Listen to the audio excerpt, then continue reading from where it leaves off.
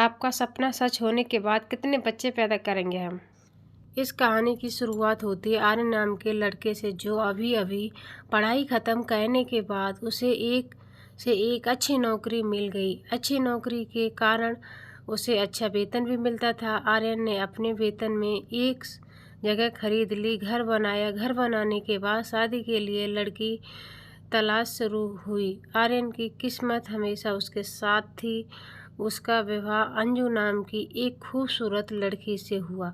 शादी होने तक सब कुछ अच्छा था, लेकिन शादी होने के बाद एक से एक समस्या बढ़ने लगी। आर्यन की माँ को डर था कि उनकी बहू शादी के बाद जॉब करने ना लगे। आज वह ऐसा होता है कहीं कहीं जगह पर, फिर भी उन्होंने धैर्य से सभी समस्याओं का सामना किया। शादी के बाद के साथ काम अच्छे तरह से चलने लगे। आर्यन और अंजू की पहली रात की तैयारी के बाद सब लोग आराम करने गए। उसके इंतजार की पहली रात आने की खुशी में आर्यन बहुत उत्साह था, लेकिन अंजू पहली रात में ही उसके फेस का रंग सड़े हुए फूलों की तरह दिखने लगी थी। आर्यन ने फूलों से सजे कमरे में अंजू का इंतजार कर रहा था। कुछ ही देर के बाद स्वागत के कमरे में अंजू का प्रवेश हुआ। अंजू स्वागत के कमरे में आने के बाद आर्यन का उत्साह दुगना बढ़ गया। वो ऐसा बर्ताव करने लगा कि जैसे स्वर्ग के दरवाजे की चाबी अब उसके हाथ में है। अपनी सगाई के दिन से अंजू की फोटो को चूमों की बारिश बहाने वाला आर्यन को आज की सौगात एक सुनहरा मौका दिया था। अंजू को अपनी मजबूत बाहों में भर कर उसके साथ प्रेम लीला खेलने के लिए आर्यन उत्सुक था, लेकिन अंजू उसके जल्दबाजी को देखकर धीरे से रोने लगी। आर्यन को अपने जीवन में कोई भी इच्छा या लक्ष्य नहीं था, लेकिन अंजू को अच्छी तरह से पढ़ाई करने का, आईएएस अधिकारी बनने का सपना था। इस सपने को सच करने के लिए वो दिन रात पढ़ती थी, लेकिन इसी बीच शादी होने से उसकी पढ़ाई रुक गई। अंजू आसानी से आर्यन को अपने मन को सौंप दी थी, लेकिन अपनी बदन को सौंपने के लिए उसकी माँ राजी नहीं हुई। लेकिन वो स्वागत में आर्यन का जल्दबाजी को देखकर रोने लगी। उसके रोने के कारण सुनकर आर्यन रहम आ गया। वो सिर्फ शरीर सुख के लिए उसके साथ शादी किया था। पहली रात में ही अपने नीले सपनों को ऊपर पत्थर गिरने पर वो परेशान हुआ। अंजू के सपने के लिए आर्यन अपनी फरसाना का त्याग करने का तैयार नहीं था। वो उसे जबरन इस्तेमाल करने के लिए आगे बढ़ा, लेकिन उसकी कोमल जैसी आंखों में आंसुओं को देखकर वो पिघल गया। उसके सपने पर थोड़ी दया आ गई। प्यार नहीं किया तो भी चलेगा, लेकिन एक ही कमरे में सोना चाहिए, एक ही बिस्तर पर सोना चाहिए। ऐसे शर्तों के साथ आर्यन ने अंजू को बिना छुए छोड़ दिया। उसने उससे वादा किया कि वह उसके साथ तब तक प्यार नहीं करेगा जब तक वो अपने लक्ष्य तक नहीं पहुंच जाती। अंजू का तनाव थोड़ा कम हुआ। अंजू की घबराहट थोड़ी दूर हुई। कल से अच्छी तरह से अपना अध्ययन शुरू करने का फैसला लेकर अंजू सो गई, लेकिन आर्यन को आधी रात होने के बाद भी नींद नहीं आई।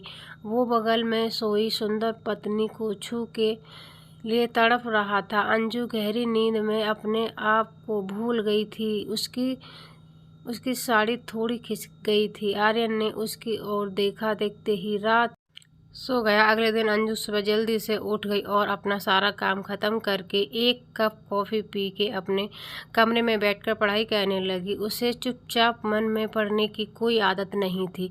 वो बड़ी आवाज़ करके ही पढ़ती थी। उसकी पढ़ने की आवाज़ को सुनकर आर्यन जाग गया। घड़ी देखने के बाद उसे पता चला कि 9 बज गया है। वो गड़बड़ी में तैयार होकर अपने ऑफिस की तरफ भागा। आर्यन के माँ को अपनी बहू पढ़ाई करके आईएएस अधिकारी बनाना बिल्कुल भी पसंद नहीं था। वो चाहते थे कि अंजू घर के काम करते हुए, बच्चों को संभालते हुए चुपचाप घर में पड़े रहे। हालांकि अंजू घर के सारा काम करने के बाद ही पढ़ना शुरू करती थी, लेकिन उसकी सास यानी आर्यन की माँ जानबूझकर नए नए कामों को करने को कहते थे। ऐसे करके पढ़ाई में टांग अड़ाते थे, लेकिन अंजू ने ऐसा छोटे मुच्छों पर ध्यान नहीं दिया और अपनी पढ़ाई पर सारा ध्यान देकर के तक किया। आर्य की माँ के तंत्र अंजू के ऊपर काम नहीं कर रहे थे, इसलिए उन्होंने उदास होकर अपनी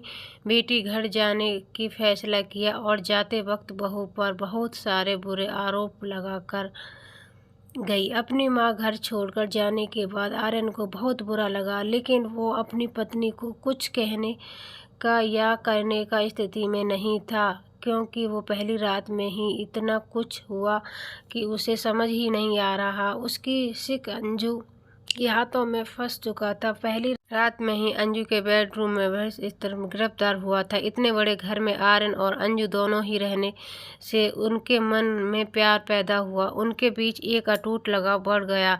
दोनों के बीच में मतभेद दूर हो गए। दोनों मजाक करते खुशी से रहने लगे। अंजू जैसी अच्छी बहू अच्छी तरह से न देखने के लिए आर्यन को अपनी माँ पर गुस्सा बढ़ गया। इसी वक्त उसे खबर मिली कि उसकी माँ बीमार से अस्पताल में दाखिल हुई है, लेकिन वो गुस्से में इस बात को अंजू से छिपा दिया। एक ही कमरे में एक ही बिस्तर पर सोने के बाद भी आर्यन ने अपनी पत्नी को छूने की साहस नहीं किया था। एक दिन अंजू खुद से छू ली, लेकिन उसके साथ आगे नहीं बढ़ी। वो उसको अपनी गोद में सुला के उसके बालों के साथ अपनी उंगलियों से खेलते हुए उसके कानों में कुछ कुछ फुसफुसा उनकी प्यार के बातें आधी रात तक आगे बढ़ी थी। आर्यन अपना सपना सच होने के बाद कितने बच्चे पैदा करेंगे हम? मैं लंबे समय तक इंतजार नहीं कर सकता। अंजू हमें बच्चे ही नहीं चाहिए। आर्यन क्यों?